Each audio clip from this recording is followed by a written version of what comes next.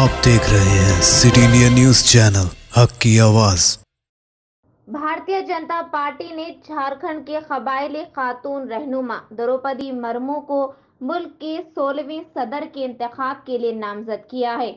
वजीर-ए-आजम नरेंद्र मोदी की मौजूदगी में बीजेपी सदर जगत प्रकाश नड्डा की सदारत में देर शाम यहां पार्टी के मरकजी दफ्तर में मुनाकिदा बीजेपी पार्लिमानी पार्टी की मीटिंग में यह फैसला किया गया। मीटिंग के बाद बीजेपी सदर नड्डा ने एक प्रेस कॉन्फ्रेंस में कहा कि पार्लिमानी बोर्ड की आज की मीटिंग में हम सब इस राय पर पहुंचे हैं कि हमें बीजेपी और एनडीए अपने तमाम हलकों से बात करने के बाद सदर के लिए अपने उम्मीदवार का ऐलान करना चाहिए। उन्होंने कहा कि पहली बार कबायली खातून उम्मीदवार को तरजीह दी गई है। द्रौपदी मुर्मू को एनडीए ने सदारती उम्मीदवार के तौर पर ऐलान किया है। Bureau report, city India news. मित्रों, आज भारतीय जनता पार्टी की संसदीय बोर्ड की बैठक आदरणीय प्रधानमंत्री श्री नरेंद्र मोदी जी की उपस्थिति में और सभी संसदीय बोर्ड के सदस्यों के बीच में हमारी आज बैठक हुई। और हम सब लोग जानते हैं कि 15 जून को राष्ट्रपति के चुनाव की अधिसूचना जारी हुई थी और उसी समय ये अधिकृत किया गया था पार्टी की ओर से कि हमारे वरिष्ठ नेता भारत के रक्षा मंत्री श्री राजनाथ सिंह जी और मैं पार्टी के अध्यक्ष के रूप में विभिन्न घटक दलों से और हमारे जो यूपीए के पार्टियां हैं उनके नेता, उनके साथ हम बातचीत करें और बातचीत करके राष्ट्रपति के चुनाव के लिए सर्वसम्मति बनाते हुए हम आगे बढ़ें। हमारे आदरणीय राजनाथ जी ने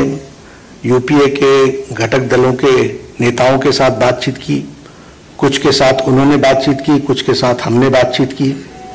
बातचीत का दौर चलता रहा, लेकिन कोई सर्वसम्मति पर आने की बात हो नहीं पाई और नामों की चर्चा के बारे में भी कोई सर्वसम्मति नहीं हो पाई। और आज हम जानते हैं कि यूपीए ने अपना राष्ट्रपति का प्रत्याशी घोषित कर दिया है। इसलिए आज की बैठक में हम सब लोग जो संसदीय बोर्ड के सदस्य थे, सब इस मत के आए कि भारतीय जनता पार्टी एनडीए अपने सभी घटक दलों के साथ बातचीत करते हुए हम राष्ट्रपति चुनाव के में अपना प्रत्याशी घोषित करें, क्योंकि यूपीए ने घोषित कर दिया। हम चाहते थे कि सर्वसम्मति से कैंडिडेट आए, क्योंकि राष्ट्रपति का चुनाव सर्वसम्मति से होता है तो अच्छा रहता है। लेकिन इस प्रकार का उन्होंने जब कैंडिडेट घोषित कर दिया तो हम लोगों ने आज बैठक में हमारे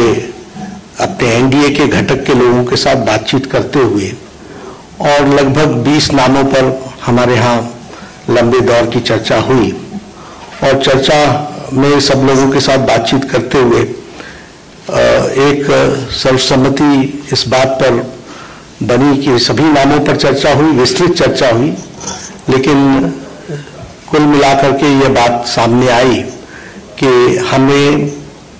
प्रत्याशी के रूप में कोई पूर्व से ढूंढना चाहिए, भारत के पूर्वी क्षेत्र से ढूंढना चाहिए और हो सके और हमारा प्रयास हो महिला को हमको स्थान देना चाहिए।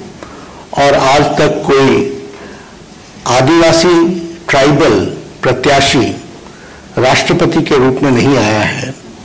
इसलिए हमें ट्राइबल पर